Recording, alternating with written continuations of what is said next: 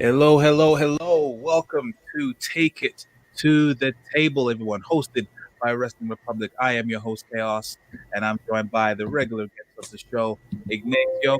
How you guys doing? We're smashing, brother. Always good and dandy as ever. Good, good. And how's you, Ignacio? You good? Pretty good. Hopefully everything works out with the Wi-Fi. If not, then I'm to future endeavor my current company and go with another company because I told them I have an important obligation and important duty here at Wrestling Republic to inform the wrestling fans why this is the worst WrestleMania card of all time. Oh wow! Even more than bullshit that goes on Monday and Friday nights. How's that? My goodness! How much have we missed you, Ignacio? If we're gonna do this, I need to grab something. I wonder what that might be. Where the fuck is it? Here we go. I'm ready. There we go. Okay, yeah, this is gonna be an interesting episode. I can tell you already. So yeah, of course we're gonna be talking over about Raw last night. As well, maybe doubling over with Rampage and SmackDown as well this past Friday, and of course how we're going to be talking about how WrestleMania Night 1 and Night 2 is shaping up, which I'm sure Ignacio is loaded up, ready to give his twos about that. Okay, so as always, before we get into that, make sure you like, share, and subscribe to the channel. Comment as well goes a long way. Everyone that's going to be in the comments, of course, if you have any questions, be sure to ask us, and we will of course give our thoughts on them, and anything that you just spew anything out, all good. But okay, without further ado, let us take it to the table.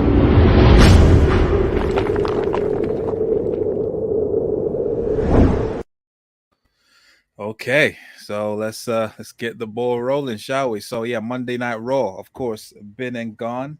What was your thoughts on just the overall of this episode? Was it it getting me amped up for it? If we're gonna talk about Raw, I better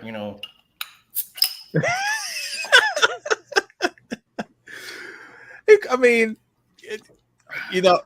it was divisive, I must say. It's Raw.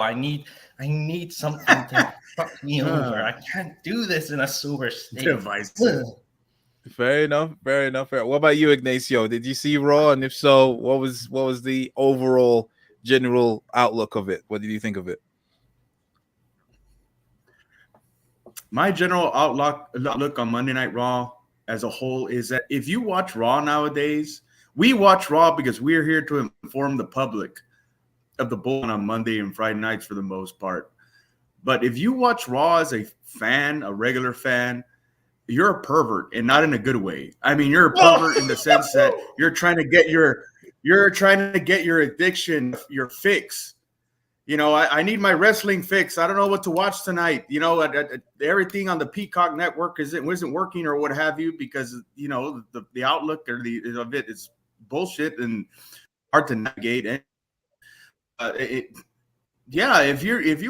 you enjoy Monday Night Raw, it's from a wrestling standpoint, you are ill. You are not well. You need to see a wrestling professional. You need to turn into Wrestling Republic so we can. You need to watch me on Wrestling Republic. I can. Dr. Ignacio can talk some sense into you. Yeah, I'm just checking the alcohol content in this and seeing if it's enough. Oh my God, you're like halfway already. Jesus Christ. It'll be empty soon. It's it's true. For the most part, like for a long time, Raw has been a chore to get through. I mean, it's a bit, let's put it this way, it's a bit better than how it was during the pandemic era, because like that was when it was really in the dumps. But that's not to say that this was good. It was just there, and it's still not. It doesn't. Nothing really. The only best part about the show, in my opinion, was of course the beginning of the show, which was of course headlined. It started off with Kevin Owens. No, it wasn't Kevin Owens. It was Stone Cold. Sorry, of course, Steve Austin. So yes, let me just lay down the foundation in case anyone has missed Raw, if you have, then kudos to you. But of course, the show started off with Stone Cold Steve Austin entrance music, obviously a huge pop. It was for about 15 seconds, and then someone came out, and it was basically Stone Cold Steve Austin if you ordered him on Wish. That's what basically came out. And then obviously he came out just in total Stone Cold mannerisms and everything, basically saying like, who's expect you if you expect Kevin Owens to beat the holy crap out of Steve Austin, give me a hell yeah. And there was a mixture of hell yeahs and hell no's, giving this huge stick, was just running down Steve Austin. Then eventually at some point there was the music played out again, and then people were totally expecting it was going to be the real Steve Austin, but ultimately it wasn't. It was basically, he did a Shawn Michaels, he trolled everyone that he did back in Canada, and he was just like basically just rounding it off, saying, you know what, I'm done with this. Let me, just hit my music and throw me some kinds of beer. Basically had Butterfingers slipped out of his hands, and then he basically called the guy that froze in the beer, saying like, why don't you do your job properly? Hand it to me properly. Handed it to him.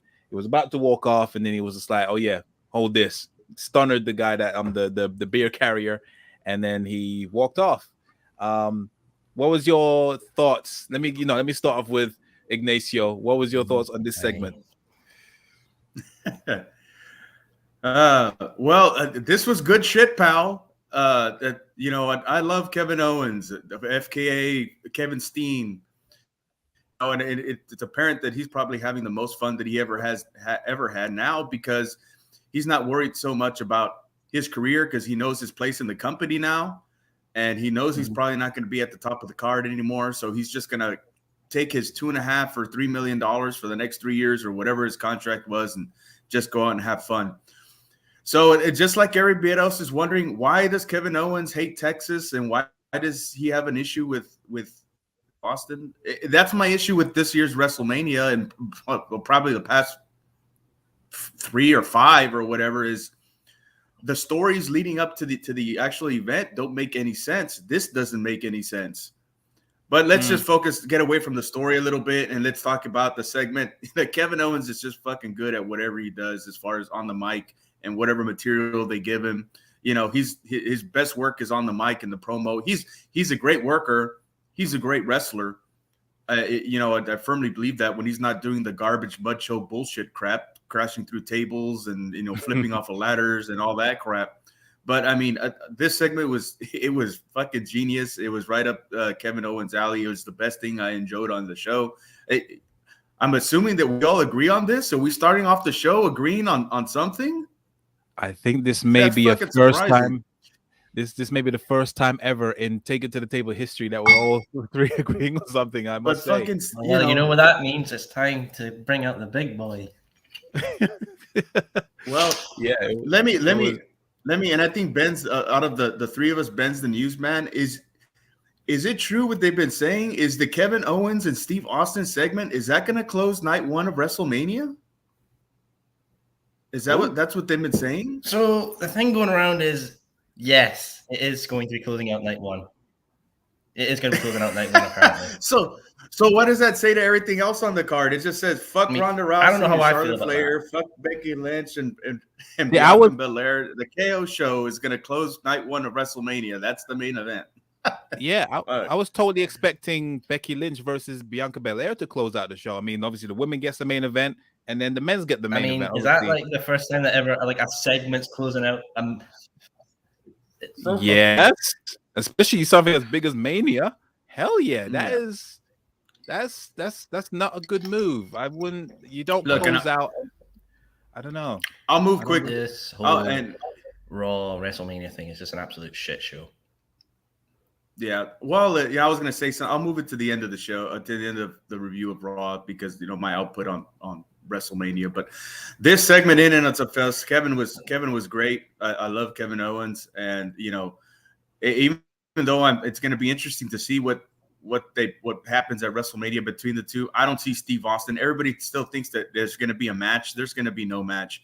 Austin needs 3 to 6 months of preparation for there to be a match, because everybody knows, it's well known around the industry how meticulous he is. And, he needs time to prepare. He looks in good shape. If you see him on the Brooklyn Skull sessions, he looks in tremendous shape for his age. He's almost fucking 60. He's 57 years old. So, but I mean, he needs a good storyline with a good buildup, with a good, at least 8 to 12 weeks of build. And this isn't it. But for the segment, Kevin did great. This is the best thing I liked on the show. No, 110%. I think this was a definitely strong start to the show. Definitely kind of brought, like I said, it definitely brought the memories of when Shawn Michaels came out to Canada and was trolling them with Bret Hart. And he's just this was his element. I do understand about this build. It does feel random, and it definitely feels like it was rushed together.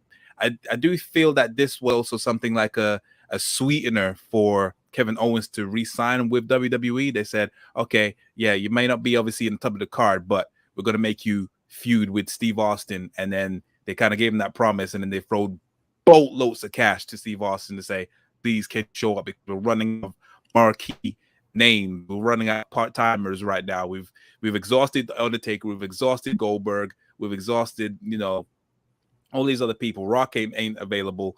So Steve Austin, would you take this kind of thing?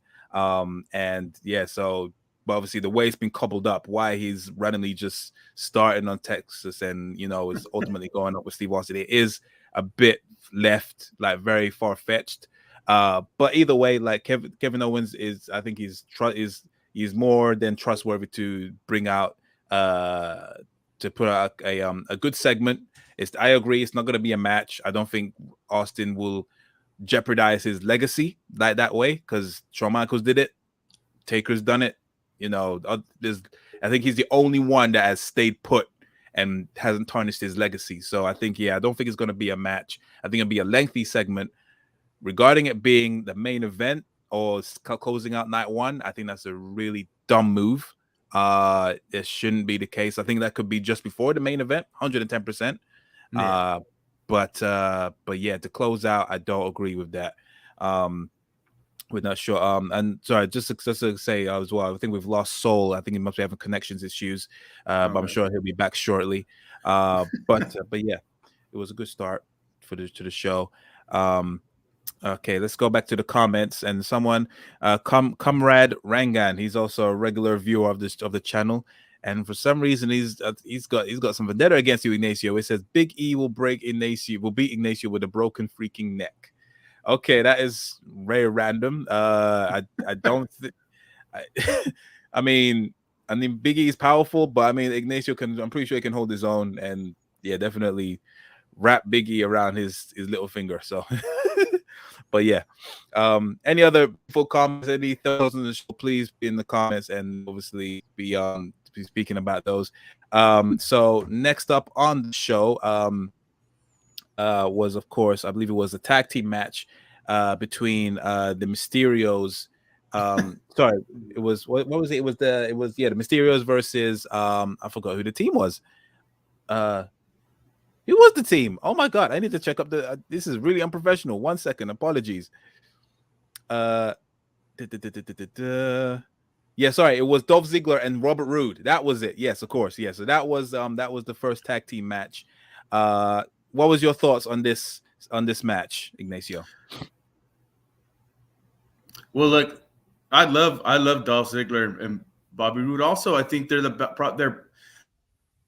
no reason why they shouldn't be the tag team champions right now. But Dolph's the best tag team probably in WWE, and probably the best tag team in the business. I mean, consummate workers. Robert Roode definitely. I mean, Robert Roode definitely did his best work when he was in TNA. And then Dolph Ziggler's been a competent worker for WWE for the past 12 years, 14 years, whatever, however long he's been there. I forget, So, but the fucking Mysterios, it's just not working out. You know what I mean? I know, understand. They're doing these things with Dominic Mysterio and Otis and Gable. I think they're trying to get Otis over. With Randy Orton and Riddle over, just like with Team Hell No and Daniel Bryan, Kane, that whole situation, that the whole thing was set up to make Daniel Bryan a star, and it worked in that situation, but it's definitely not going to work in this situation because Dominic Mysterio, even though people online or whatever, they say, well, he's been training since he was 15 or 16, because in Mexico they start when they're fucking toddlers or whatever the fuck, but that doesn't matter. He's still green as goose shit.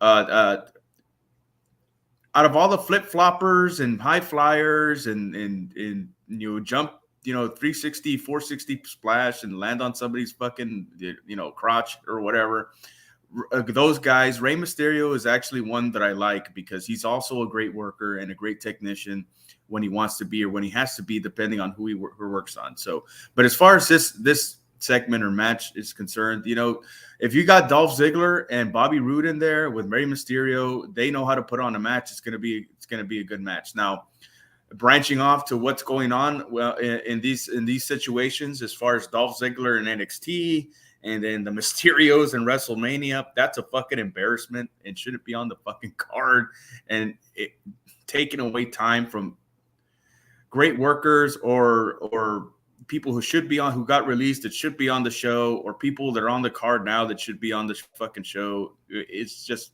fucking awful. But the segment itself, the match, I mean, if you got three great workers there, it's going to be a solid match. Hey, how long was this match? This one was about 8 minutes long. Yeah, about 8 minutes. Okay. Obviously, the main talking point was, of course, everything. Obviously, this was mainly a setup point to focus, obviously, on the Miz. That they have their beef. I'm happy for Dolph Ziggler being NXT champion. I mean, this is the closest he's ever going to get as being a world champion. And he's doing great. Yeah, unfortunately, he's doing exceptional work in NXT.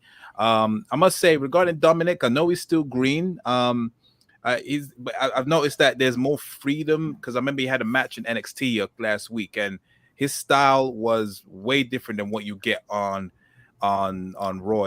It was very you could see different in terms of like this was like the Western version, and this was the stuff that we can't do on main roster, and he felt more in his element in that case, because I can't remember who he was facing, but he put on a more probably the most exceptional match I've seen him put on in a long while.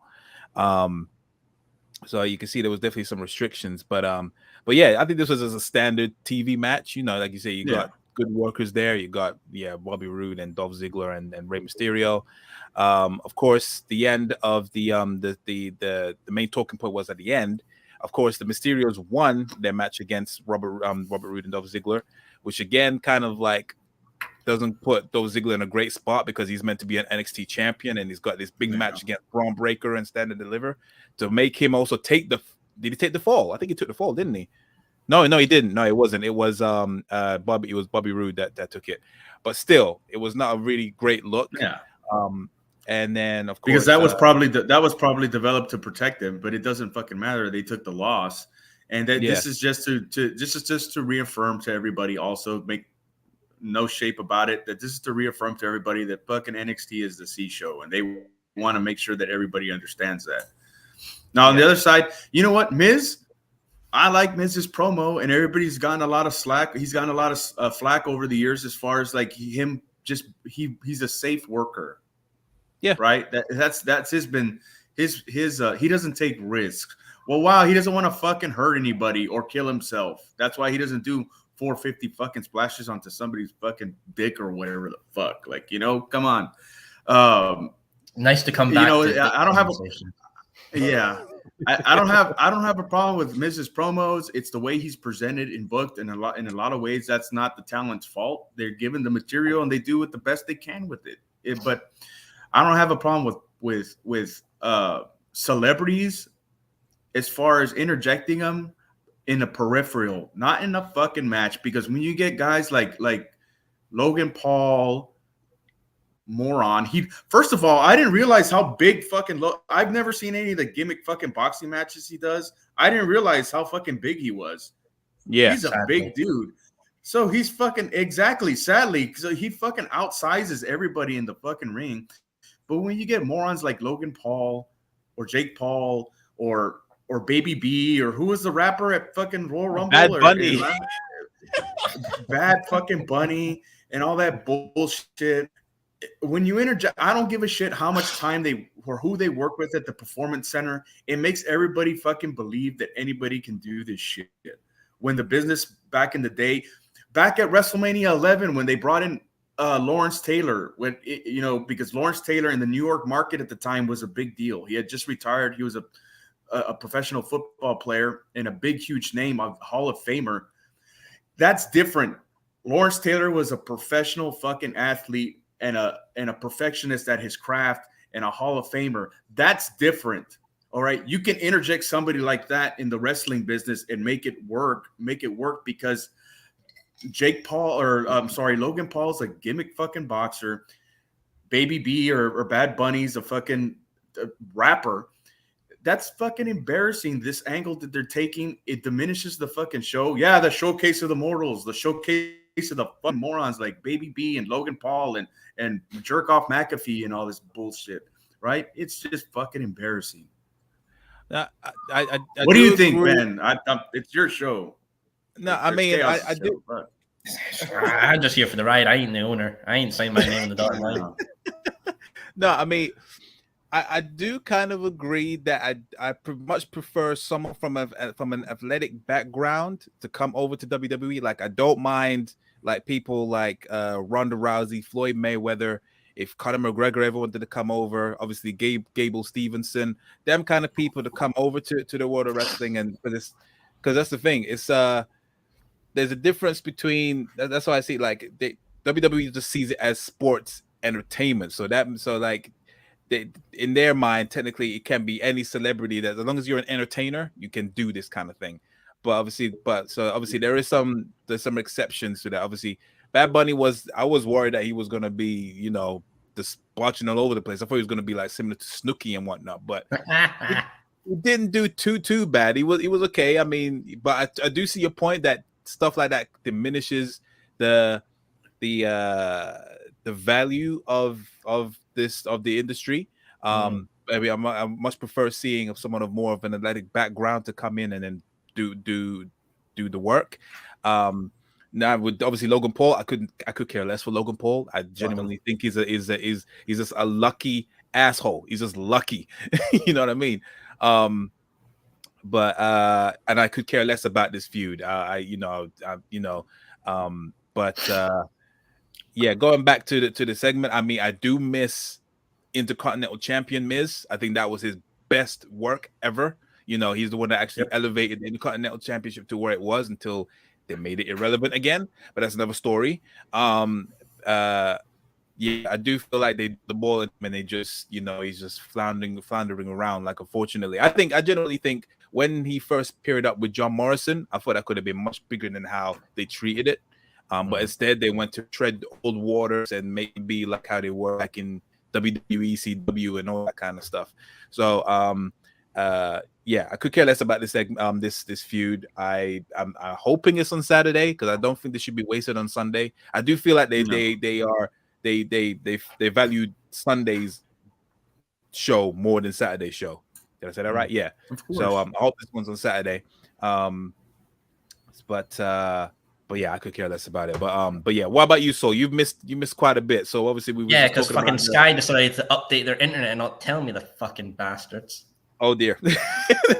Got a love Sky. Oh yeah. Well, let's start off properly. Drink two. There we go. Another one. So if anyone saw on the Wrestler Republic channel, I interviewed EC3 on the Soul Sessions. Yes, great interview. Be sure to check that out as well if you haven't. Yeah, do. I'll mention the next one at the end of the Take It to the Table session, a little exclusive for you guys as well. Oof. So EC3 mentioned about Bad Bunny, how he felt Bad Bunny took all the basically the phrase "jump the shark." Mm-hmm. Anyone's familiar with that phrase, and you got to see his point. Think about it as a performer. You worked your ass off to get to this kind of spots. You've shown your talents and you've shown what you can do. And then just some randomer comes off the streets and is able to do something that you've trained a lot to do. I can understand why he feels like it diminishes the performance and the ability and the move as well. Yeah. I get that point, but on with the Mysterio thing. I'm so fucking sick of Mysterio's mask being taken off and it's meant to be a big deal. Yeah, it's That's been a used good a lot. point. It's been played out a lot, definitely. It would have been funny though if Dominic At looked least over like that's what my dad looks like. I think everyone is just I don't really care about the mask thing. I'm just waiting for the turn. I want split. I think everyone's just waiting for the Mysterios to split. I don't know why they're taking long with it. I think there was talk about they were looking to do it back at SummerSlam, but they decided to prolong the pairing. But yeah, I don't think I think that their whole thing is over now. I think everyone's over it. And in order to revitalize I'll speak of Miz as well. Speaking of Miz, I think the best Miz was him and Maurice against John Cena and Nikki Bella. Those little segments Miz did with Maurice were fucking hilarious. They were hilarious. Do not deny they were funny as shit. I mean, the match was. Let's move on. This segment's giving me the shits. But the whole build-up and segments were fun. They were cool. They were cool. Definitely, they did. They did their thing for sure. Yeah, the match was completely forgettable. Because I don't remember, and I was there, and I don't remember any. I just remember the ending, proposal. And and that one. Look how far that went. But yeah, I feel bad for the Mysterios, and I feel bad for the Miz and everything. But I just hope this is a stop put on Saturday early as possible, and so we can just go past this and then hope for a heel turn from Dominic. So yeah, of course that happened. But moving on from that match, there was of course the big guy, Omos, was it was put in a handicap match with Commander Aziz and Apollo Crews. Now, forget the match. I could care about. Spoiler alert: Omos won. It's about what is the rumored plans for him now. So basically, for that, because everyone that don't know, at the end of the match, obviously he cut a promo saying, I am the most no one can touch me. It'll be I'm the most devastating superstar. All this kind of stuff. He's no fucking Goldberg from the 90s. For fuck's sake, calm down, Omos. It's just obviously just ranting and raving now. Other sources online, Russell Votes, I think PW Insider, Sean Ross Sapp has said that that the rumored person that he could be possibly facing at Mania is none other than Bobby Lashley. What's your take on this, guys? So let me start with you. I don't know if you heard about this news, but apparently the rumored person that he's meant to be facing at Mania is Bobby Lashley. Do you want to see Omos versus Bobby Lashley? No. Fair enough. Ignacio. Who does? So they're not having a. Are they not having a battle royal this year? That doesn't look like Andre it, no. Invitational or whatever the fuck. Don't they usually throw that on SmackDown? Because last year it was on SmackDown, so I got a feeling it might be on that. Maybe forgot. I don't know, but I thought that was going to be the position for Slow-Mos. As of now, no battle royale, no Andre, no female one, nothing. Yeah, I don't think there's gonna be a female one. Go on. No. I could care less about Slow-Mos. He's green as goose shit. Doesn't belong on the main roster. Doesn't belong on the show in general. Much ado about nothing. Neither does Corporal Conrad or Colonel Cobra Commander. That's what I call him. Whatever his name is. Yeah. The one I feel really bad for is Apollo Crews has to be involved in all this bullshit, right? Yeah. Because, man, imagine how good Apollo Crews would have been if it was him and Bobby. The original plan was to have Apollo Crews in the Hurt Business. Imagine how dominant that crew would have been. And then with Apollo Crews, remember that? That's fucking hell. Yeah, with Apollo Crews in there. So, I feel bad for Apollo Crews in this situation because he's trying to get this giant over, and then they're both trying to get Slow-Mos over. I don't know. This is just bad shit, bad TV. It's terrible. It's awful. And it's just like, I don't even know if this guy belongs back in the Performance Center. You know what I mean? Obviously, these guys, I don't know. I haven't seen an interview or anything with Omos. I don't know if he was a fucking wrestling fan or not. Newsflash, the best guys to do good in the business were fucking wrestling fans, right? So I don't know where he really comes from, where they got him from. I don't know if he was a power lifter or whatever, but, this I think developmental this. How's that? I think he's generally just someone like a bouncer that was at WWE headquarters and just loved him. You could tell. I don't think he knows much of the business. He literally got thrown onto the front screen. He doesn't even have that TV face. Like, when someone's made for TV. Mm-hmm. He doesn't. He just looks like a random person that's out of his depth. You could see. You could. So he's a lot like. Come. He was probably a lot like Big E. He walked out of a Gold's Gym one day, saw a WWE truck passing by, holding a can of tuna and a protein shake, and said, "Oh, I think I'll be a wrestler." Fucking morons. 100%. You could see that the referees for most of his matches coach him through everything. There's many times where I've seen him like mouthing certain words, saying like, I'll never forget what I saw. He was facing a jobber, and you could blatantly see him like from like the side. He's mouthing to the ref. Do you want me to do the height thing? You want me to do the height thing? So obviously he was like obviously the jobber was like to his stomach, and he was basically just making fun of how small he is. Just little things like that. He messed up. I'm not saying that no wrestler should botch or he can't botch or anything, but he couldn't even pin properly. He stacked them both up. The ref was saying, "Look, they're both not on the shoulders. Both of them ain't on the mat. Do it properly." We're doing on the job training here. Look, he would probably be okay if he had somebody that knew what they were doing training him. But for now, it's just this is my look.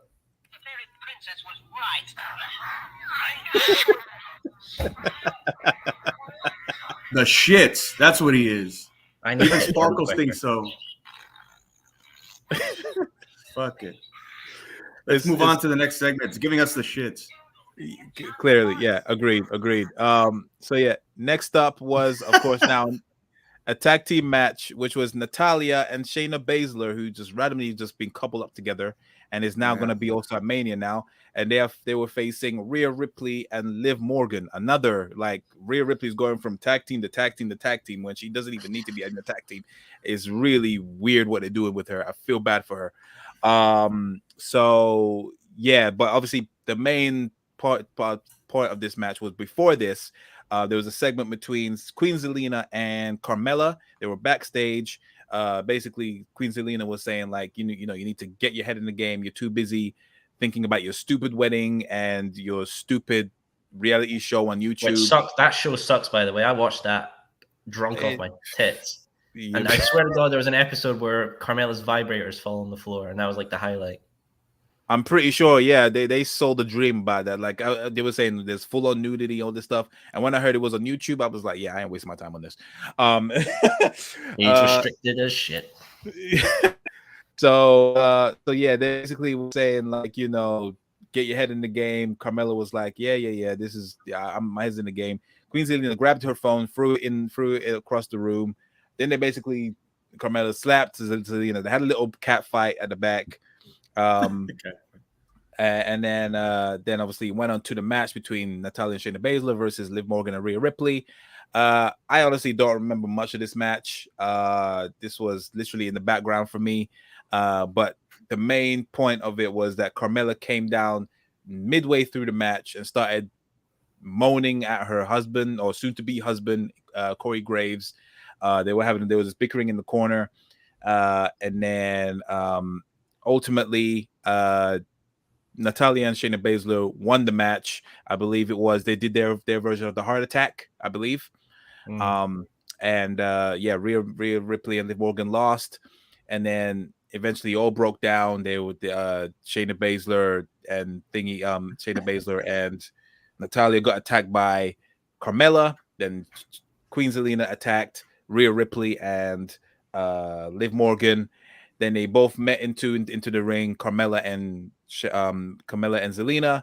looked around, and it was just like, oh yeah, we're besties. Let's hug it out, and Oh, yeah, that was let's quick. Fucking hell. you know, beef squashed when they were basically pulling their lace fronts out backstage. It was really weird. But yeah, that happened. What's your thoughts on that, guys? Shit. I can't really don't care for it. I mean, there's no story behind it. It's basically just you're doing fuck all. You're not with anybody. You're not with anybody. Throw you in as a tag team and let's have a match on the card just to build time.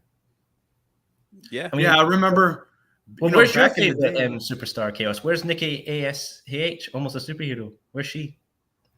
Nah. Not in her suit because no, she's around promoting 2K. She's done being a superhero now, which good riddance. Yeah, I could care less. The more she's off TV, the better. Let's all say that. What was gonna say, Ignacio? We're going to Soul's Point. I remember back in the day when everybody worked all year to get on the WrestleMania card because it was a big fucking payday. Now everybody gets a participation trophy. If it doesn't involve Becky Lynch or more so, if it doesn't involve Charlotte Flair or Bayley's hurt right now, Asuka's down. If it doesn't involve any of them, I just fucking fast forward. But again, a legitimate shooter in Shayna Baszler and fucking Natty Neidhart, who's the last descendant of the Hart family. These two should be fucking main eventing WrestleMania in a title match of some sort or in a singles match. It's always got to be Brock and Roman because we can't change from the status quo. Yeah. Built right. There's no reason they should be in this fucking spot. Zelina Vega, look, she's doing exactly what she wanted to do. And wow, they threw money at her and she was quick to shut up after they shit-canned her the first time. Gave her a spanking. Can I ask you, where the fuck is people like Xia Li, Shotzi, like Shotzi? Where are they? Well, I thought Xia Li was on SmackDown or something, but is she still?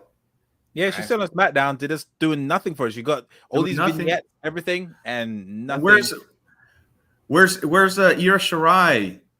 And it doesn't matter, it doesn't matter what these people do. Is she hurt or something? But it doesn't matter if they move these people up because these are the kind of fucking shenanigans that they're gonna put them in. It's bullshit. It doesn't belong on the show. They're degrading this fucking talent, and they wonder why everybody wants to fucking leave. Jesus Christ! It does. The way they book that Natty and Shayna, actually, you wouldn't think they were former women's champions. Like Shayna Baszler is a former NXT women's champion. Natty was actually a former SmackDown women's champion. But the way they're booked, you wouldn't think that they ever were. It's really ass backwards. And like you said, they just cobbled all these teams together just to get as many people on. I mean, it's good for the wrestlers. They get a WrestleMania payday. It's fine, but it doesn't help their character and their build-up.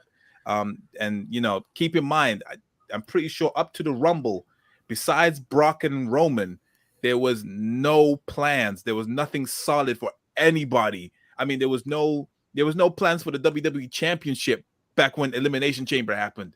Well, what does that say? You know what I mean?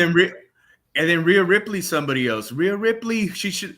This match coming up at WrestleMania with Rousey and Charlotte, that should be Rhea Ripley and Charlotte Flair 3 or whatever, because I can watch them wrestle every day, all fucking day, just like I can watch Sasha Banks and Bayley or Becky and Charlotte or an intermingle of pairing of one of those 4 or 5. But no, we got Ronda fucking Rousey, which is, I don't know if you want to talk about it on the show. We don't have to, but we got Ronda fucking Rousey. I'll get into it a little bit at the end, why all these people are popping up at WrestleMania. But yeah, there's no reason why Rhea Ripley should be in the main event or on the main card with on WrestleMania with Charlotte Flair. Right? That could have been the our generation or the female version anyway of Ricky Steamboat and Ric Flair. But no. Going back to the best in the world, CM Punk, when he left WWE in 2014, he said he needed the experience of a main event of WrestleMania to get better. That's something I feel like the people on the roster need. Rhea Ripley needs a main event experience as well. All the people in the card need a main event of WrestleMania experience to get better. To be fair, she did get, obviously, last year, she won the Raw Championship against Asuka, didn't she? Mm-hmm. Obviously, that was a main event. I mean, that was a moment, but this feels definitely like a demotion. you know, she was at Mania last year, won the title, and now she's in this random thing, but she probably isn't going to win. And you know, yeah, it's just really ass backwards how they're booking people, and that's how you know that they just think on the fly, and it shouldn't be like that. It's absolutely crazy. And then they complain that they have to fall back on old timers or part timers, splash a whole lot of money at them just for them to come out and just do a 5-minute segment. It's really backwards how they think. Fucking dumb. But anyway, moving forward, there was a segment afterwards, and that was Becky Lynch. She cut a promo, coming out looking like Lady Gaga, and she was more looking like a fucking poker player with that fucking visor on her. Yeah, it looked like you know, them head visors that people using during the pandemic. That's what it looked like. There's a blinged up version of that. Them head shields.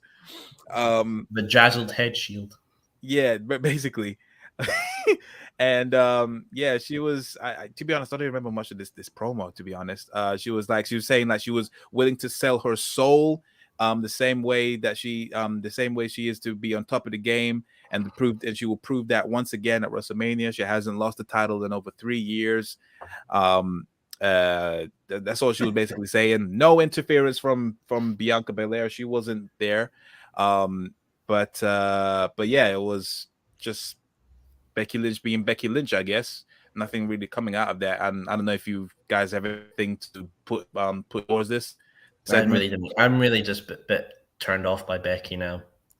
Yeah, I'm bored of her. I ain't gonna lie. I am actually bored of her. Which is unfortunate. But it's unfortunate because when she's good. But ever since she's came back and had to play this completely different character, which people didn't like, or cared for, why the hell should I care? Yeah, 100%. I think them turning her heel and forcing it definitely didn't help their cause. But yeah, let's just hope that this is obviously she might go away maybe for a little bit, come back as a face, do it right this time, and then get her up to where she is. Because this big time Bex thing, I'm not feeling 110%. What about you, Ignacio? Nah, said the same thing on Wrestling Roundup, but talked to Meeks about this, about as far as she came back, you know, to a rounding ovation, but everybody's got at WrestleMania at 35, right, which was the WrestleMania before she left, her jets were cooling, right? And then she left, and it's like everybody missed her. She comes back unexpectedly. They threw a bunch of money at her to come back early. Yeah. And then beats Bianca in 30 seconds or whatever. And it's just like, why? The same thing like Sol was saying. It's like, it's like Steve Austin at WrestleMania 17. Everybody wants to boo their fucking heroes, so it's like fucking turn them heel, right? Becky Lynch was the hottest thing in wrestling at one point, right? Right before, you know, she left.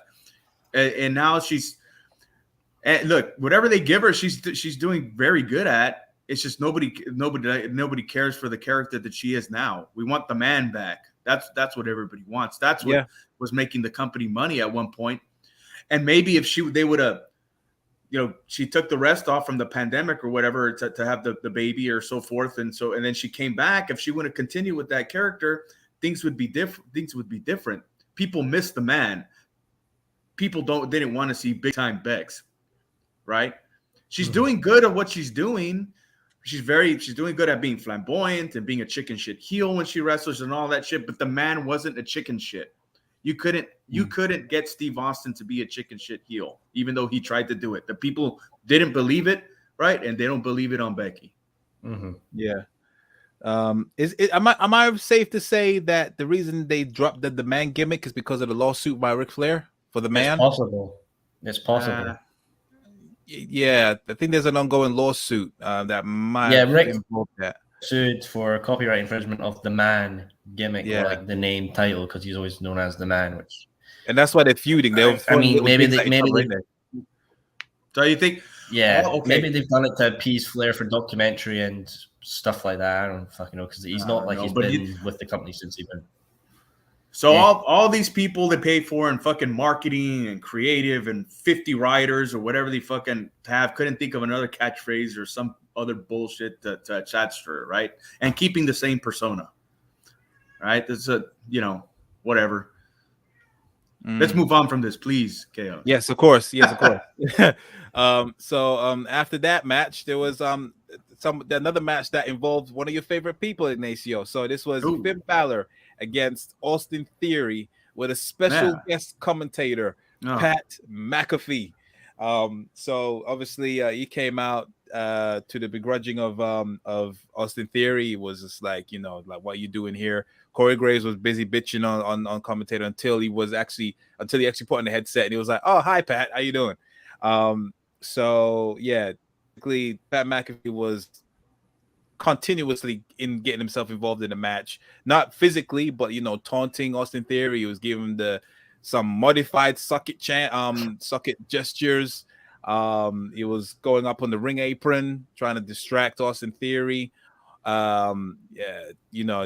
Besides that, the match itself between Austin Theory and Finn was pretty good. They got decent chemistry, I must say. When they had their moments, it was pretty good.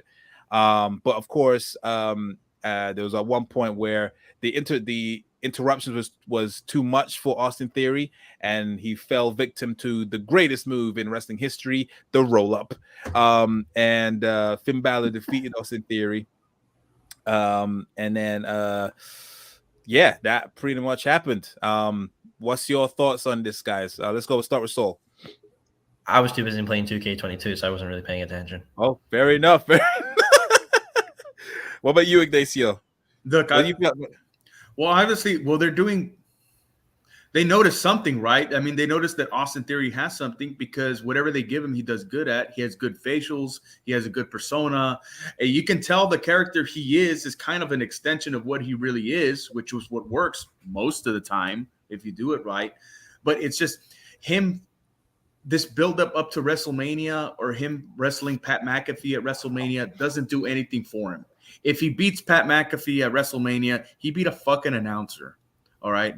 Now, I don't have a problem per se with Pat McAfee because, he was a professional athlete. He is a personality. He can cut great promos, so forth. He gets it, right? But he doesn't do anything to further Austin Theory's career if he beats him. And I'm pretty sure he's training and he's at the Performance Center daily and putting the work in, which I can appreciate. And he's a professional athlete or former professional athlete, and you can kind of pull it off with him. But the thing is, this doesn't do anything for anybody. It doesn't build Austin Theory. Austin Theory should be in a match with Finn Balor or Damian Priest or with one of those guys and have a big win there to build him up to a higher mid-card status, if you will, what have you. But they have to look, I'll get into it right now because at the end of the show, it's going to be something different, not really related. But they have Pat McAfee and Logan Paul and John Knoxville, and they called Austin Stone Cold Steve Austin back, 60-year-old fucking Stone Cold Steve Austin back, or close to 60-year-olds, because they don't have that Stone Cold Steve Austin or Rock or John Cena or that persona, that larger than life character they can sell out the show. They can sell out 200,000 tickets in this place, which is fucking insane that they thought. Yeah, because they're all in AEW. Well, that's another story. AEW doesn't have it either, but I mean, they don't have that larger than life person that can draw in the money and sell out the seats. So they have to call celebrities to try to get more eyes on their product, right? From the podcasting world and the ESPN, the sports world, or whatever the fuck. But it's not working because nobody gives a shit about these people. So what you're saying, Ignacio, is we could see Mia Khalifa in the WWE.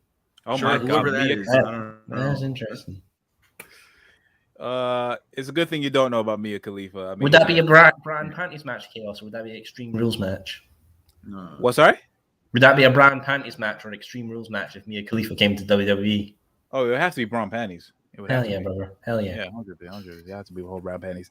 But yeah, I do agree that this does nothing for McAfee or Austin. Obviously, if Austin Theory loses, it's obviously further buries him the way, but which is ass backwards considering he's literally the pet project of Vince McMahon. I agree. I think he should be in something, maybe even a multi-man. I missed the multi-man ladder matches at Mania. I don't know why they stopped doing them. Put the U.S. title on the line, throw in, Finn, Austin, Damian Priest. Obviously, if they had other people back still there, like Cesaro or Jeff Hardy, or just throw a bunch of people, get them on the card, put on a great spot fest. Why not? It gets the crowd going, gets the crowd buzzing until the next match, stuff like that.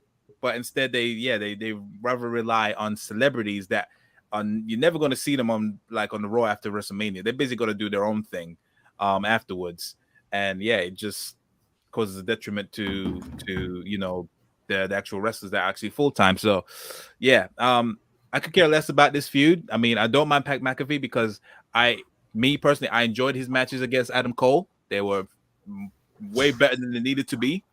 But this is just really random. It's just because Vince. This is Vince's two of his favorite people on his payroll right now. He loves Pat McAfee and he loves Austin Theory. It's a random experiment that he's doing because it's freaking weird like that. I could care less. Did you give your thoughts on this, by the way, Saul, or no? I really don't care for it. Okay, then let's move swiftly on, shall we? Sweet and simple. To pretty much the debut that everyone is looking forward to. Veer is finally coming. He is finally coming to Raw, and it is confirmed to be on the Raw after WrestleMania. He's held it in so long. He is finally coming. What's your thought? Do you think he's going to be this big powerhouse, or is he going to be another Funkasaurus? Here's how I would do it for fun, just for shits. The Raw after WrestleMania, Finn Balor or whoever the Intercontinental Champion is, has an open challenge. Veer comes out, beats him, and takes the title. Fuck it, why not? God. Who gives a shit? No. Do it. No. Do it, you cowards. That is the most dirty piece of trolling ever, Vince. If depending on what side he wakes up on, it wouldn't surprise me if he ever did that. Veer for U.S. champion confirmed. Veer for U.S. champion. Well, what about you, Ignacio? What's your thoughts on Veer finally coming to our screens, coming on our screens April 4th? I think he's going to be another Luchasaurus. Fucking moron. Luchasaurus is fine. Look, it's just, if he comes in as the character that he was before, I mean, it was just another guy with Jinder Mahal, right? But I mean, if they do what they did first with like Braun Strowman, if you remember when he first moved up to Monday Night Raw or what have you, when he got away from the Wyatt family and they give him some wins week to week against some fucking jobbers and so forth, that's fine. But they don't know how to book big guys anymore. The one thing that WWE was really good at before 20, 30 years ago, 35 years ago was building up monsters, and they just don't know how to do that anymore. Yeah. I genuinely think that they have no plans for him. Just because they waited for so long, obviously they didn't have plans for him now. Then they still don't have plans for him now. I know that he's on some undefeated streak main event. Who cares about main event? I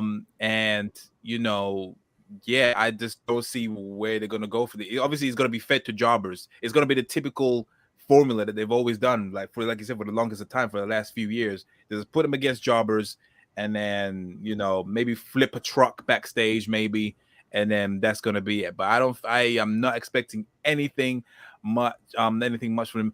The one positive though it's not really a positive, but probably it's officially confirmed that he has broken the record from person who has had the most vignettes up to his debut. So he's broken Emelina's record. So there's that. He's broken Emelina's record. Congratulations, Veer. You are a record holder in the eyes of the people. So he's breaking records already. So there's that. So just keep that in mind. But it's gonna be hilarious. I think he's probably gonna squash maybe someone that's chasing the 24/7 championship. He's probably going to be chasing for the 24/7 championship, and then he's going to disappear off our screens. And then, unfortunately, future endeavor. I'm sorry. I don't wish any people losing their jobs, but this does not bode well. This is a really awful way of building up a superstar that you, for some reason, thought that he can handle on his own. Split them from Jinder Mahal and Shanky, and they're not doing any. They're not whatever his name is, and they ain't doing any better like on SmackDown. So yeah, it's really, really weird how they're doing this. But yeah, that's WWE Raw, everybody. So yeah, moving swiftly on. There was a tag team match between RK Bro and Alpha Academy. This was randomly coupled up together. So so obviously now it's been confirmed a triple threat match between RK Bro, Alpha Academy, and the Street Profits at WrestleMania for the Raw Tag Team Championships. I'm pretty sure that was the original plan for the women's, but then they realized you can't have two triple threats on Mania, so they randomly coupled up together. Natalya and Shayna Baszler made it a fatal four-way.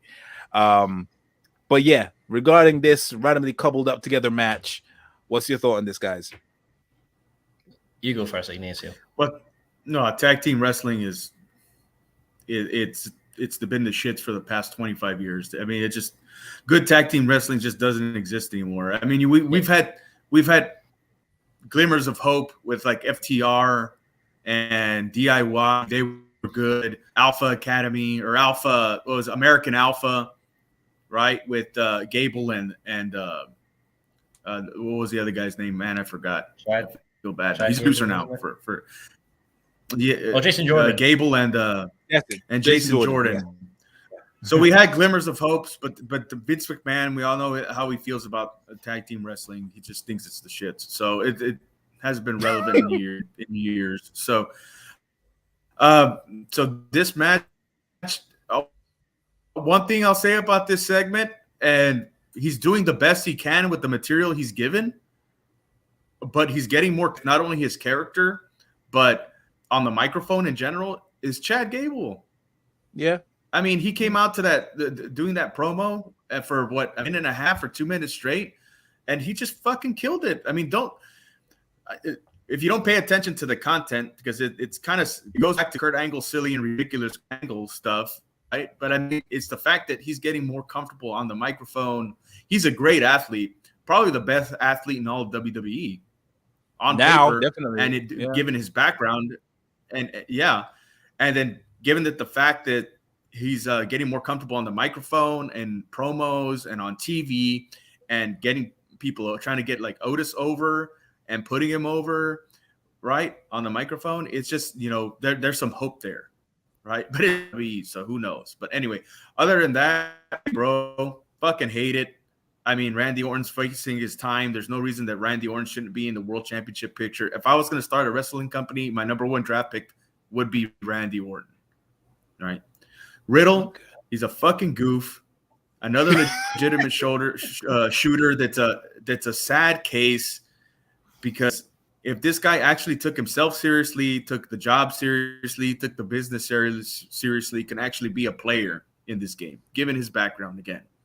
So you don't think he respects the business? Huh? You don't think he respects the business? Not when you're rolling out, not when you're kicking your shoes off, jumping up with butterflies flying out of your ass, and riding fucking scooters to the ring, and wearing multicolored fucking robes. And hey, bro, yeah, I fucking get high on TV without saying it. God damn. You were a UFC fighter, a legitimate shooter. Jesus fucking Christ. This guy's a moron. Okay, so who's the other team? It was Profits. Alpha, and then them, and then we got the Street Profits. Fuck. There's some potential there. I mean, look, Montez Ford is obviously the standout in this team. I think he's going to be the one to break out. He can be like Booker T level kind of star, right? If he actually got his shit together, but he's got something going, right? If he stops off with the fucking foolishness. But anyway, yeah, that's my thoughts on tag team wrestling in this match and segment in general. It's just fucking sad. The tag team wrestling.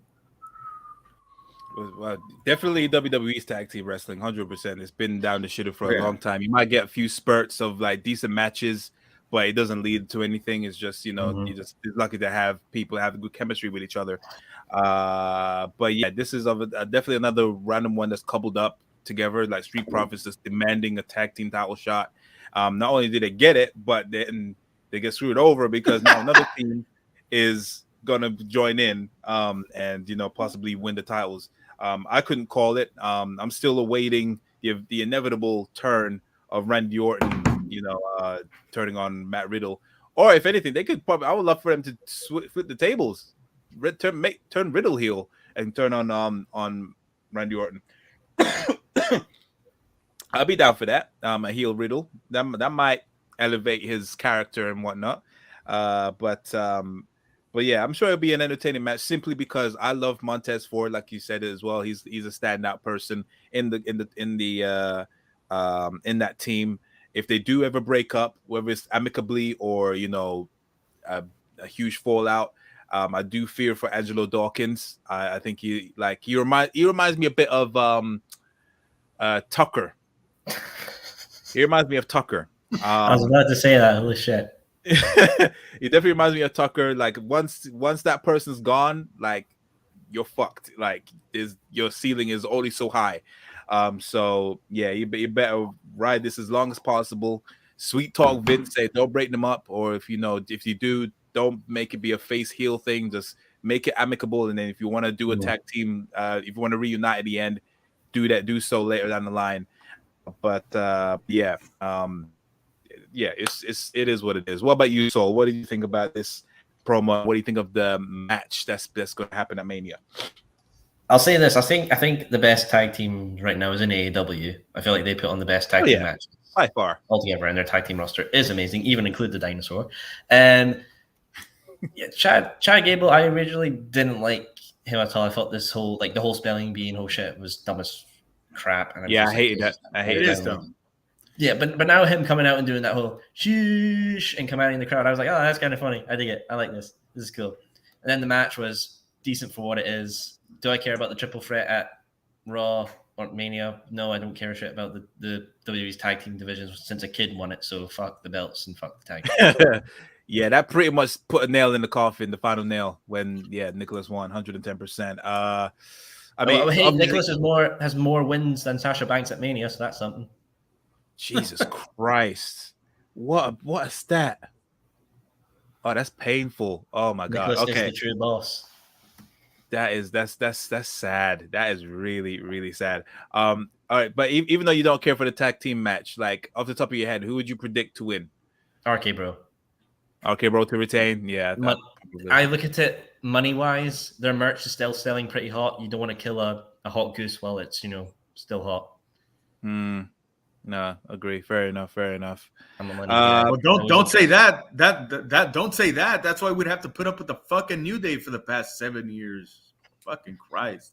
Well, money talks, my friend. Money talks. Especially when it comes to Vince. See, that's all he cares about. Money. It's just business. So of course the main event of the night was, of course, Seth Rollins versus AJ Styles. Now, obviously, I kind of skipped ahead as to why this led up to this.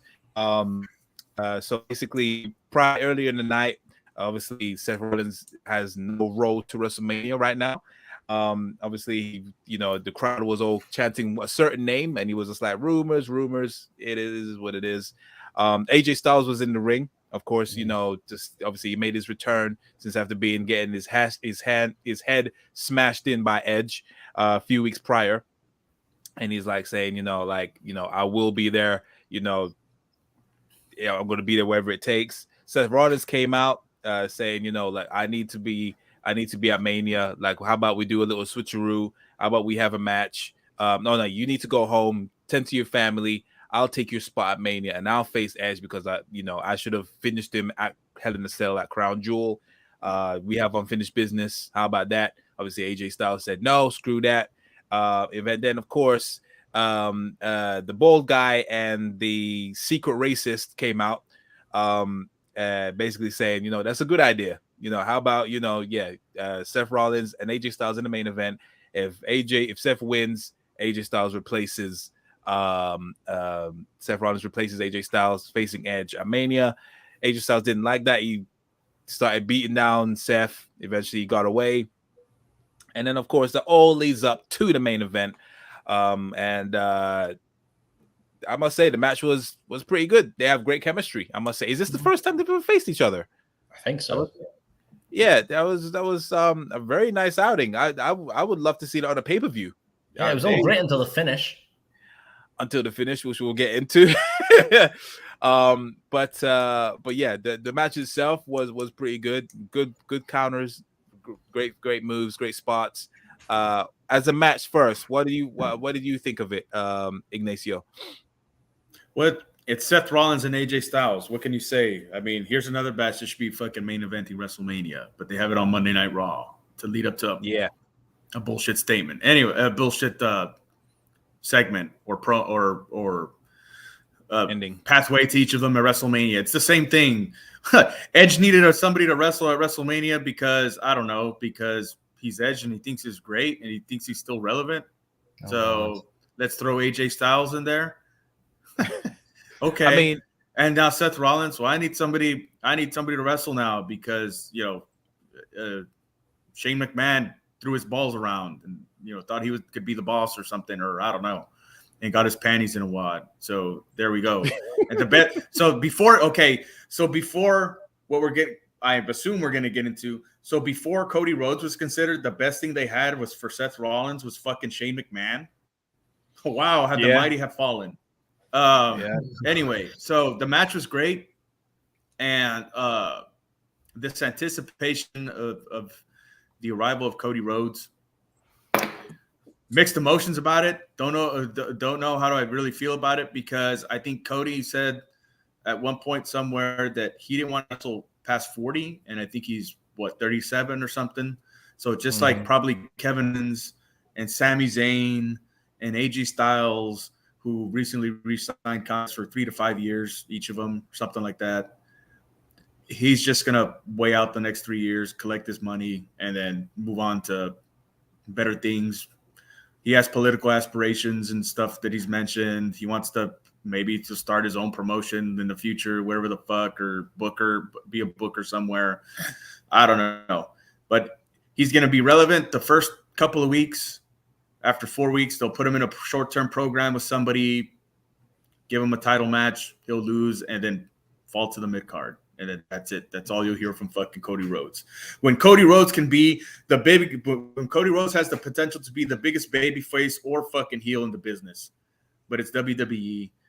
Cody doesn't fucking care anymore, probably himself anymore. Just wants to be on TV so he can maybe make a movie or a shitty fucking reality show, another one, some bullshit, and that's it. When the talent doesn't really care, when the writers and producers don't fucking care, don't know what the fuck to do, you get a superstar like Cody Rhodes who has the potential to rise to the fucking top and be the best individual in the business, the type of person that the business needs right now to elevate the fucking wrestling business, who is actually a great worker, cuts fucking great promos, and can be that guy. But when the individual doesn't care anymore, when nobody knows what they're fucking doing, you get people like this that get relegated to the fucking lower mid card.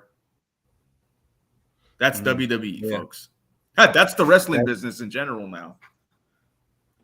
But especially WWE, I really feel bad, because I feel like he should not be touching the mid card for a long time. I don't know if ever, because this guy went away, built himself to be a bigger star, went against God, basically, and took viewers to another rival promotion,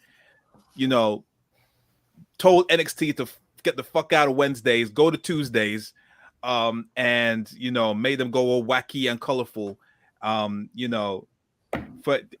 If I was Vince, I would take that as, you fought against the grain, you challenged me, I respect that. All right, let's you built yourself up to a certain pedestal. Let's just keep you up there. Go straight for the main title. Probably be after if Roman wins, which he fucking should win at Mania, there's literally no one viable to take the titles. Cody Rhodes is right there. Cody Rhodes should be the next person to actually be the next biggest person to possibly take the title from Roman. Well, insane in that case. What does that show to the roster that you guys aren't good enough? I'm bringing in guys who are actually main eventers. You be a bit, but they shouldn't be angry. They should be angry at the management themselves. Like, oh, absolutely. That's what I'm saying. So they can't get mad because the management had more than enough ample time to build all these possible people. They should have listened to the fans, go on social media, look at all these people who fans like, build them up considerably, then put them up there. But the wrestlers can't get mad. They just started doing their job. So yeah. How do you think the NXT people are going to feel about Cody coming in, who's someone who's basically destroyed their brand, changed it into this Art Attack looking thing? They must be a bit pissed. But again, is it their fault though? Because the thing is, the matches are good. No. But the thing is, as soon as AEW came around, all the NXT was doing was counter programming, putting all these random pay-per-view names out there, these specials. The NXT title was on the line almost every week, which almost made it almost like worthless. New champions every week, it was, and then like it just brought the brand down. For some reason, Vince thinks that's Triple H's fault. He takes the reins off him, and then he's still kind of doing the same thing. And then all of a sudden, it's basically porn on Tuesday nights. That's what it is, because they're still gagging for that 18 to 20, 30, 18 to 30 demographic. And none of the wrestlers should feel bad, because they're obviously doing their bit, and it's up to the management to get them to that pedestal. If they fail that, then as long as the wrestlers did their bit, what else can you do? So, and at the end of the day, like this is a once in a lifetime opportunity that you get someone from a rival company that basically started the thing. They started it with All In, sold out the arena in half an hour or whatever it was. Went against them, beat the competition continuously week after week. Bring that momentum over, and make the most of it. Like, why not? Why fucking not? The one thing I fear that WWE is going to do is going to make him come out there and then just say, so yeah, I've been going away for a while. I wasn't doing much, but I wasn't doing anything. Like, they just make AEW irrelevant. Fuck that noise. Bring that heat with you, and then just brag about it. They will do that though, because they like to control the narrative, as they say. Oh, here we go. I mean, just don't put him in the mid card. That's basically what I'm saying. Ride this thing till the wheels fall off. This is a once in a lifetime thing. If anything, they kind of messed up by not bringing him out in Jacksonville, I think. Yeah, why the fuck has he not debuted already? Everybody knows Cody's coming. It's not like they're trying to be smart. It's not. I've seen people compare. It's like, oh, it's like the CM Punk situation. It's like CM Punk and AEW. It's fucking not. CM Punk to AEW, from when it was when the first dance was announced, was maybe two or 3 weeks. Not even that. It wasn't that long. This is longer than this. And the thing is, this is different. Yeah, because CM Punk, or that all went. That the hype was always off rumor. Like, when they said the first dance at the United Center, there was no sign about CM Punk or anything. That was just based off a rumor. That's also another once in a lifetime thing. This Cody Rhodes thing, it's not really a rumor. It's pretty much confirmed. Everyone knows, kind of thing. So I don't know why they're longing it out. So, and are they going to debut him at Mania or the Raw before? I don't know. Right now, I don't know, because what Seth was saying at the end of the match last night, I don't know what the fuck they're gonna do. I would watch them do a Brian Pillman and bring out a Glock and be like, "I'm holding Raw hostage." Probably, yeah, definitely.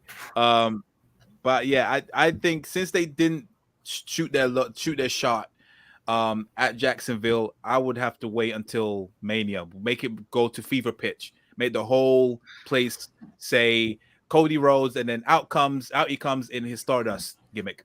Yes, bring back Stardust. Yeah, it's the worst kept secret. Just they should have done it back in Jacksonville, but yeah, it is what it is. What's your thoughts on this, Ignacio? I just if they've gone this far, they might as well wait for the debut at WrestleMania, and then maybe they get a few more tickets out of it because last I seen or heard, there's still 50,000 or something ridiculous available still, or 40,000 or whatever. So I don't know. I just think they got a great opportunity to make a superstar here for somebody who's already a superstar or a top guy. And they're just really going to screw the pooch on this one. Not only that, well, let's look at it from this standpoint too. I mean, they haven't done much of a good job building setup. He fucking lost with KO. He lost the tag team match with KO. He lost seemingly to AJ Styles in a bullshit finish. So it's just like, okay, you go into WrestleMania and it's Seth Rollins who's been beat for the past 6 weeks or 2 months or whatever. He lost to Roman at Royal Rumble. I forgot what he did at the next pay-per-view. So he got F5 the hell out by Brock Lesnar in the Elimination Chamber. There you go. So even if he faced Cody Rhodes at WrestleMania and Cody's a great worker and Seth is a great worker, it's just seemingly, and I'm assuming that if Cody does debut at WrestleMania, or even if he debuts on Raw, they have the match at WrestleMania. It's seemingly that Cody he beat somebody who wasn't on fire. So he beat, and I know he beat Seth Rollins, but he beat a Seth Rollins that was down in the fucking dumps. He beat a nobody at that point. So yeah. In terms of the build-up, when you think of all the major losses, you kind of wonder what is his argument to be asking for a match at Mania. When you think about it, he's been on a major losing streak since the Rumble, but no, since day one actually, because he lost in that Fatal 4-Way as well. He was in that WWE Championship match, wasn't he? Yeah, he's there you go. Yeah, so you can see what is he arguing about? If Cody does debut at Mania, obviously Cody has to win, but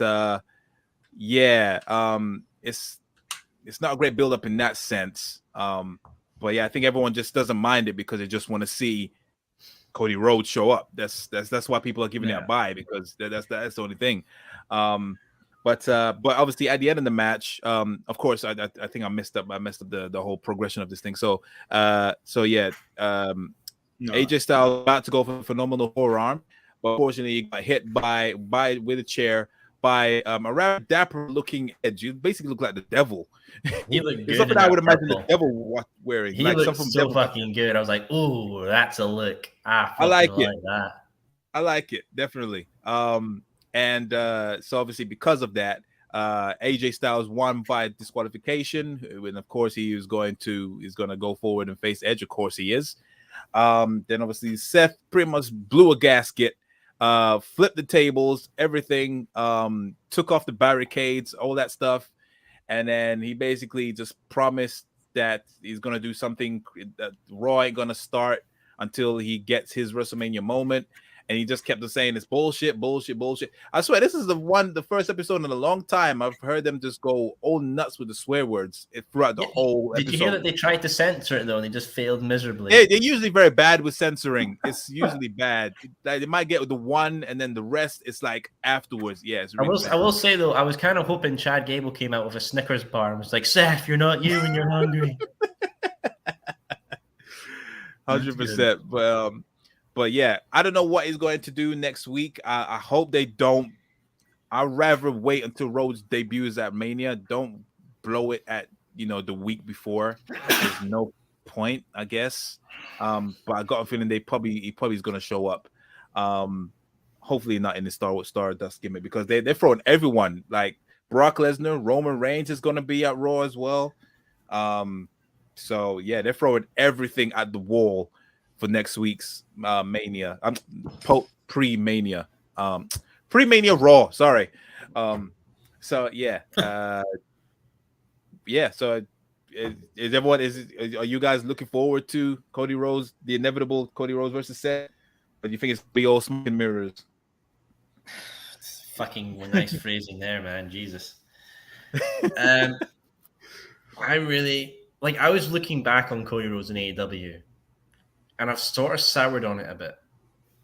Oh, I feel like okay. Cody was great until he took the TNT title off Brody Lee. Okay. Then Fair handing enough. it to Darby was the right decision. Don't get me wrong there. But then the Agogo match and that terrible. I think that was the tipping point. Yeah, for me anyway. Yeah. Yeah. I don't know if I like Seth. I like the theme. I like the whole thing he's doing now with the Visionary. That's good. It's fun. But I feel like Cody's just going to come in there, be hot for maybe till the next pay-per-view, and then slide down the mid-card, and no one's really going to give a shit. Yeah. Now, if it was someone like Kenny Omega they got, that would have been exceptional and cool, but it's... Hey, Christ. Kenny's amazing. Kenny Omega is the best, one of the best in the world. Yeah. The thing is, there's very, very few exceptions. Like if it isn't Vince's creation, you're clutching at straws, bro. I mean, the only exception is probably AJ Styles, and maybe to a degree Samoa Joe. They came from elsewhere, and they still held their name to a higher level. But yeah, people like Kenny Omega, and I'm glad they didn't choose WWE. I'm glad that Cody Rhodes went and made himself to be a star. Who knows? He might end up like being. The fact is, look at AEW, and they've lost Cody. Have they really lost anything in general? Is their momentum slowing down? Is the product worse? Is it bad since Cody left? No. No. If anything, there's more space for people to get put on the card. Yeah, of course, yeah. Man, I would love to argue this. Well, the fuck. Anyway, that's the bullshit. I would love to. Yeah, no shit. I would love to argue this. I don't have enough time, guys. I gotta go, but I'll say this: that AEW, have they missed something in Cody Rhodes? Well, since he got his. Oh boy, that's his timer to go. Yeah, and enough time. They lost something. I think Cody did a better job elevating talent, better than fucking Chris Jericho did or has, in other words. But hey, just as far as the match, real quick, I think it's gonna be a great match. But it's just Cody's just gonna be another guy on the roster weeks from now. So there you go. Yeah. Anyway, I'm sorry, guys. Still there? You still there? I'm on the show though. Oh, you gone? Yeah. All right. No worries. Thank you very much, Ignacio. Until next time. Yeah. Take care. Yes, sir. See you soon. Yeah. Cool. Sorry about that. And then there were two. Yeah. Apologies for the little technical difficulties there. But yeah. So all in all, let's just wrap up Raw, because we've been talking about it for a good hour, and that's not really good. Overall, out of 10, what would you give this week's WWE Raw?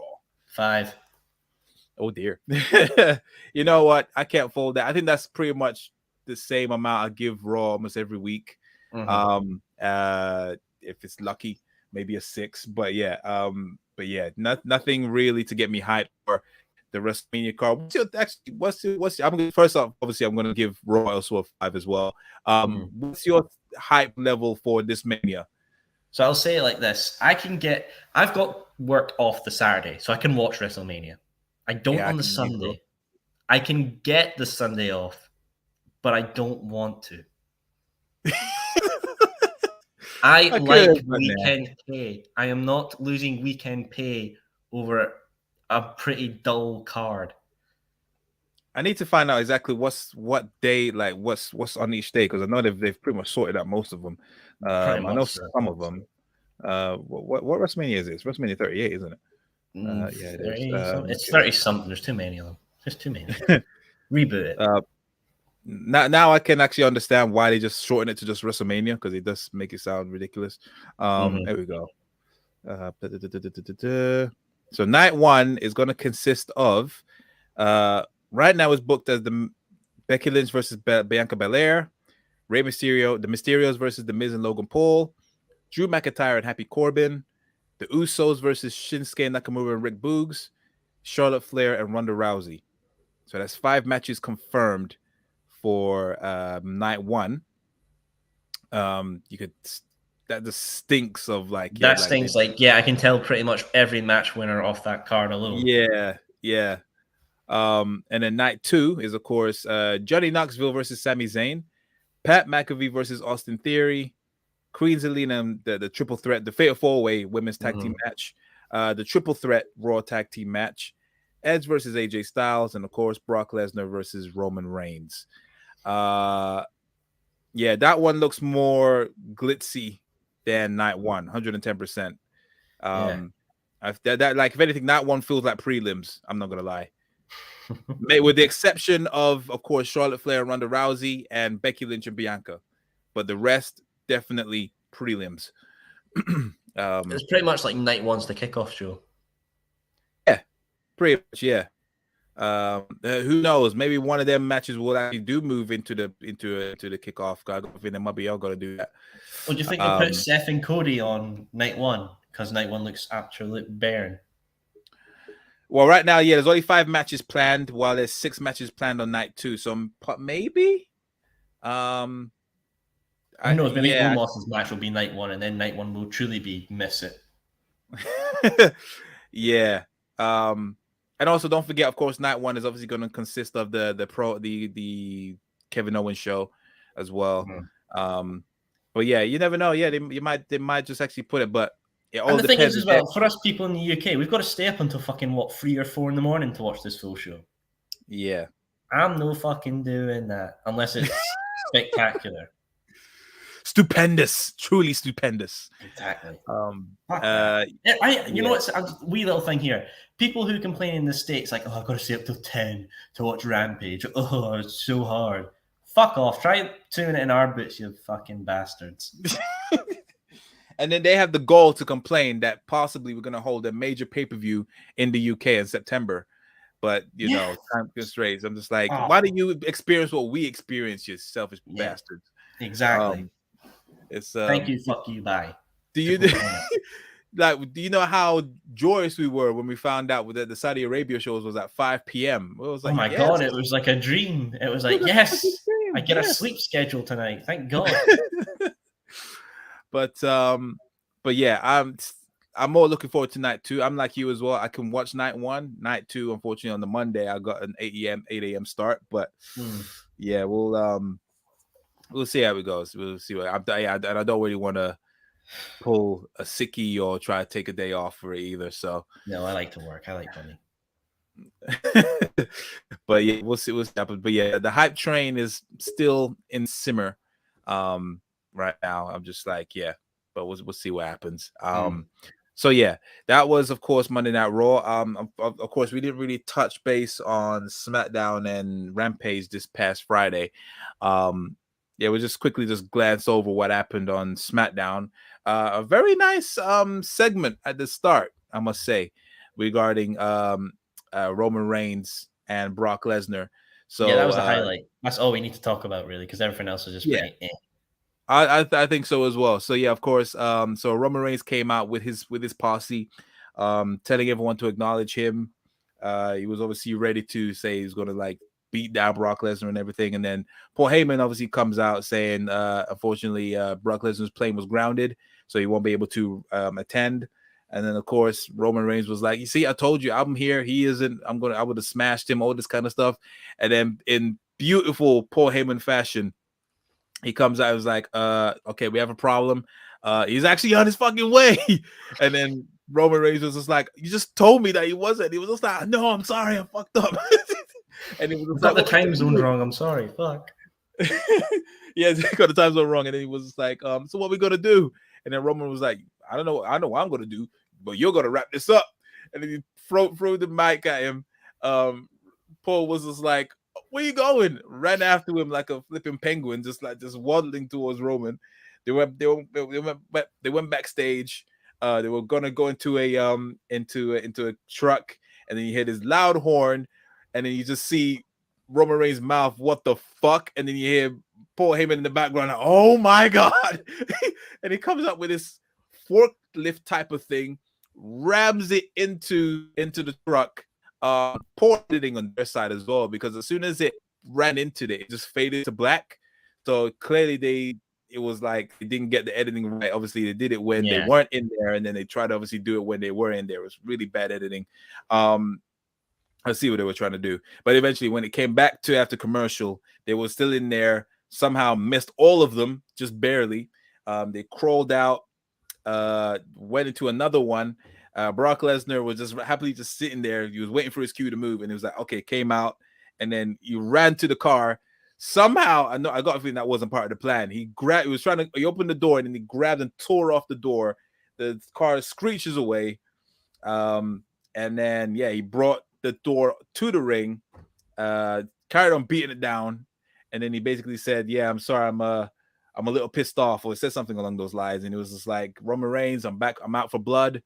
I'm coming for you. Better get ready." And that was the end of the segment. So that was a very, very, very, very fun start to the show in a long while. Better than the ending that we got last week regarding the week before regarding Charlotte Flair and Ronda Rousey. That was a bit that was tacky. dreadful. But yeah, what was your thoughts on this segment anyway? It was great. It honestly makes me want to see Brock win both titles now because he's just hilarious as he is. I'm really liking this cowboy Brock, definitely. It was very, very fun. And yeah, I don't know if I want to see him win, but yeah, other than that, it was it was a nice little show, nice little start, I should say. I think that was pretty much the highlight, the highlight of the show. Sorry if you can hear that in the background. Little man is going nuts. But yeah, so that was that. Other than that, we'll give a quick reading of the show because there was obviously a couple of matches. There was Kofi Kingston versus Rich Holland. There was a tag team match between Drew McIntyre and the Viking Raiders versus Happy Corbin, Madcap Moss, and Jinder Mahal, and Naomi and Sasha Banks versus Rhea Ripley and Liv Morgan. Anything else on that you want to divulge on? Shit. Especially the awful segment at the end with Charlotte Flair and Ronda Rousey. Do you feel like they're both phoning it in? I think Charlotte knows she's so much of a star that she can really phone it in and not really get punished for it. And Ronda knows the exact same as well. Yeah, I'm still not sold on Ronda Rousey's run. I was so hyped for her when she first came, but this one I'm just not really too fond. I really don't give a shit. It's a shame though. Get it off with. Ronda's gonna leave after Mania anyway, probably, and that's it. I do feel like the way she was bad mouthing the company or not the business prior to this did not help. I think that's why I'm not really feeling this run. There's something about it, but yeah, she probably might leave or might go for a little bit because I think they have her for like a year. I think she's on a year, probably. Well, next year WrestleMania. She's there to next year's WrestleMania, so it's very similar to what she was on previously. But yeah, something about this run, I'm not sure, but we'll just see how it goes. Obviously, unfortunately, she is going to win at Mania. Well, yeah, there's that. And then of course, Rampage was also that night was also one as well. So this was a bit better. So of course, this also had the great start-off match between the Butcher and Darby Allin. Now this was a good go. He's good. Damn, very, very good. It makes me wonder like why they don't use him as much, but yeah, there was a very good outing from him. Of course, the one match, I believe he won that. I can't really find out. But anyway, yeah.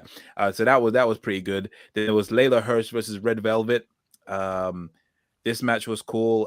This one obviously saw the new look of Chris Statlander. What do you think of her new look? I love it. It's great. Yeah, I'm liking this one more. I can take her more seriously now. Love the outfit. Yeah, this nice. It's all good. She's still got the tattoo stuff going on. Yeah, the lightning bolt. Yeah, but it's a nice shade of blue as well, so it's nice. I like it. I dig it. Pretty good. Yeah, very, very good. Next up was, of course, the House of Black, which, by the way, I fucking love their entrance, bro. I fucking love it. Fucking good. It's so banging. The way they come, like you see Aleister Black, Malachi Black sitting there, and then you see them just fade in. It was just beautiful lighting, very very nice. See, WWE, this is where all your stars went to actually perform and be themselves, not fucking hokey tokey shite. Yeah, I dread to think if they ever got them three there, and then what would have done with them. But yeah, I know AEW are waiting for Kenny to come back to introduce the trio titles, but give it to the House of Black, man. Give them the fucking trio. Oh yeah, titles. 100%. Yeah, 100%. Okay, keep him busy. Build up Malachi Black because I think he or can have them go into Ring of Honor and take the 6-man titles. The 6-man titles? Fucking hell, I didn't even know that. Yeah. Okay. That's another thing as well. There was also more talk about Ring of Honor, which we can even dabble quickly before we go afterwards, regarding the TV deal and everything. But yeah, like I said, back to this match, it was the House of Black with an awesome entrance against Bear Country, and for some random reason, Fuego del Sol. This was good. Took a while to get going, but at the end, it was freaking awesome. Basically breaking. Basically did a Tope Suicida. Is that right name? Yeah, Tope Suicida. Tope Suicida. Another move banned in Control Your Narrative. That's why I was mentioning it. I was just like, yeah, it's another move that's been banned from Sin. I call him Sin. And then he did it to one of the guys in Bear Country, and then of course Buddy Matthews hit that awesome finisher. I don't know what they call it on in AEW, but I just call it what I know in WWE, which was the Murphy's Law. I believe it was Murphy's Law, wasn't it? Yeah. And yeah, it was just beautiful. They won their match. Good strong start. I'm happy that I can take House of Black more seriously now, because I wasn't seeing what they were trying to be or how seriously they were going to be taken when they first started. But now and also with the possible addition with what's that girl's name? Thingy Hart. Julia Hart, yeah, because I remember there was a story post that Aleister Black, why am I calling it Aleister? Malachi Black put up on his Insta, and he was holding the eye patch, and I know he has the eye patch, but there's people obviously saying it could be very much about Julia Hart. So we'll see what happens there. But yeah, nice little match. And then of course, I believe this was the main event, which was of course Keith Lee versus Max Caster. This was good. I thought it was very solid. Love the Acclaimed. The rap was good as well. When did they ever do a bad one? It's definitely future tag team champions. I want them to to have a run with the titles. 110%. Great match. Keith Lee was looking strong as ever, and just why'd you let this guy go, for fuck's sake, Vince? And because he speaks too well. He basically wanted to be a black guy. That's how it is. He wanted to be just say yo dog, and I'm gonna beat your ass like it's yesterday's news, and BLM. That's what he wanted. Drinking 40 ounces. That's what he wanted. He wanted crime time, but in just one big guy. He's a fuck Vince, man. Fuck Vince. So other than that, he put a great show. Yeah, very very good. And of course we saw Isaiah Swerve. Swerve Strickland. Yeah, Swerve Strickland at the end. Looks like there's a temporary partnership. However, I want to see Swerve against Keith Lee down the line. That would be good to see. That could be a main event. That could be a main event. Clearly, we're going to get Ricky Starks versus Swerve Strickland down the line. But yeah, 110%. Keith Lee versus Swerve down the line, 100%. Other than that, what would you give this rate on the show out of 10? Rampage, I give it a 7. Give it a 7? Okay. Yeah. It was a standard by the numbers Rampage, solid, better than SmackDown. So yeah, can't go wrong with that for sure. So yeah, that's on that note, that's all the shows. Should we go over what's going on with Ring of Honor? Do you have any news, or? I could give you a wee hint of who the guest is for the Soul Sessions. I said I would. Oh yes. Please break it down. The next guest for the Soul Sessions will be coming out this week on the Wrestling Republic YouTube channel. Is the owner of Warrior Wrestling. Hey! Oh, wait. Yeah. Warrior Wrestling are a pretty big independent promotion in Chicago, whose champions are Will Ospreay, and their women's champion currently is Thunder Rosa. But however, she's gonna relinquish that title, so we don't know who is next. Yeah. I will mention this little exclusive from the interview. Warrior Wrestling want to bring in a certain villain, shall we say?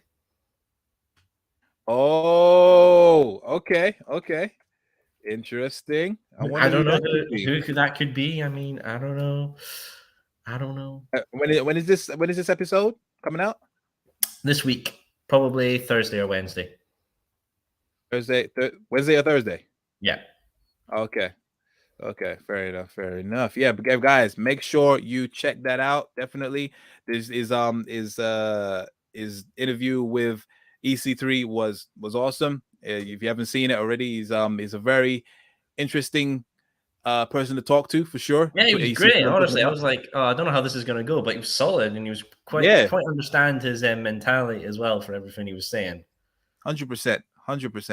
So yeah, make sure you check that out, guys, and be sure to check out the next interview with the owner of Warrior Wrestling coming out this week, either Wednesday or Thursday. Okay, so yeah, I guess on that note, there's a slide. This is the best way to sign off on here. So again, thank you very much, Soul, for joining us on this great lengthy episode of Take It to the Table.